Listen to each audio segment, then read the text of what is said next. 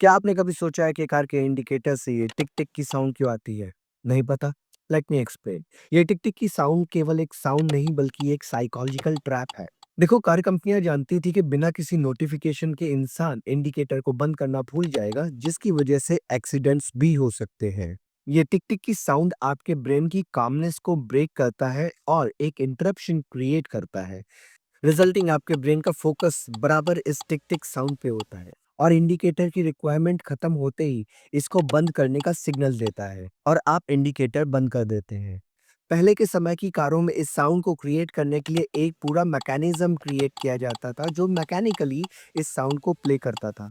लेकिन आज की मॉडर्न कारों में ये साउंड फेक होता है, जिसको स्पीकर के थ्रू प्ले किया जाता है जब आपका इंडिकेटर ऑन होता है। नाउ इसकी फ्रीक्वेंसी 1 टू 2 क्लिक्स पर सेकंड की होती है, जो कि ह्यूमन ब्रेन के लिए एक परफेक्ट वार्निंग फ्रीक्वेंसी है, ना कि ignorable irritating frequency.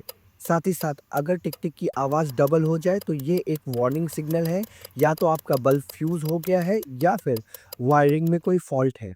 At the end indicator की टिक-टिक कोई एवरी साउंड नहीं बल्कि एक साइंस है। शेयर करो अपने फ्रेंड्स एंड फैमिली को, ताकि अपने फ्रेंड्स और फैमिली में तुम सबसे ज़्यादा स्मार्ट साउंड करो। साथ ही साथ सब्सक्राइब और फॉलो ज़रूर करना।